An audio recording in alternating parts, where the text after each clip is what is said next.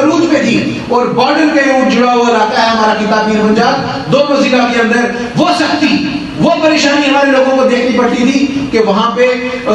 میں سمجھتا ہوں کہ شام کے وقت گھر سے باہر نکلنا موت کو دعوت دینے کے برابر ہوتا تھا، لیکن مفتی صاحب کی اس سوچ نے ہم لوگوں کو وہ راحت پہنچائی کہ وہاں پہ ٹاسک فورس وہاں کے لوگوں کو راحت پہنچائی، وہاں پہ کوٹا ختم کر کے وہاں پہ ہمارے لوگوں کو ایک سانس امن کا جو ہے ریاست جموں کشمیر میں لوٹایا، اور اس کے ساتھ ساتھ میں ہر شعبے میں تعلیمی شعبہ کی آپ بات کر لو، مفتی صاحب کی سوچ کو سلام کرنے کا دل کرتا ہے کہ اس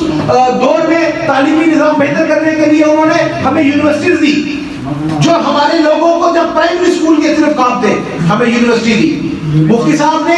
جموں کشمیر کی ریاست کے پلگرمیج ٹورزم کی اگر انہوں نے دیکھا کہ یہاں کا پوٹینشیل کیا ہے، انہوں نے ہمارے کو بابا غلام شاہ بادشاہ میں زیارت کے اندر جو ہے انہوں نے اس کو اپلفٹ کیا، اس زیارت کو وہاں پہ انہوں نے اس کو ایک فیس لفٹ کر کے اس کو بہت بہترین اس کی شکل بنائی، اور ٹورزم کے لحاظ سے میں سمجھتا ہوں سب سے زیادہ ہمارے خطے میں اگر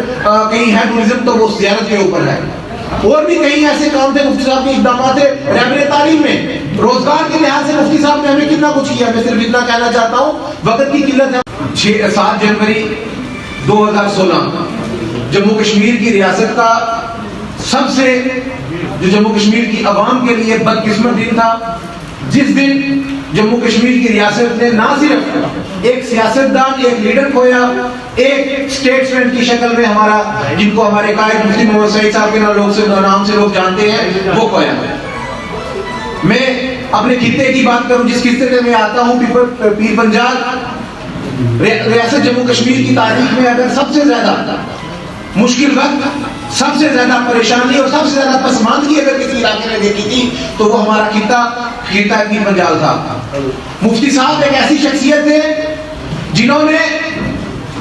جو ریاست جموں کشمیر میں پیر پنجاب کی عوام کو خواب دکھائے گئے تھے ماضی میں، وہ نہ صرف تعبیر کیے بلکہ ان کو ایک حقیقت میں عملی جامہ پہنا کے ہمارے لوگوں کو ایک راحت پہنچائی، ہم چاہے وہ کسی بھی شعبے کی اگر آپ بات کر لو۔ 2002 سے پہلے کے حالات آپ کے سامنے تھے، میں سمجھتا ہوں سب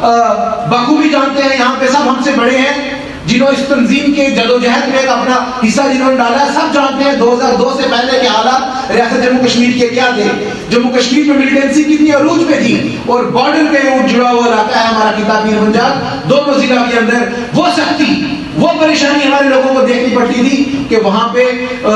میں سمجھتا ہوں کہ شام کے وقت گھر سے باہر نکلنا موت کو دعوت دینے کے برابر ہوتا تھا، لیکن مفتی صاحب کی اس سوچ نے ہم لوگوں کو وہ راحت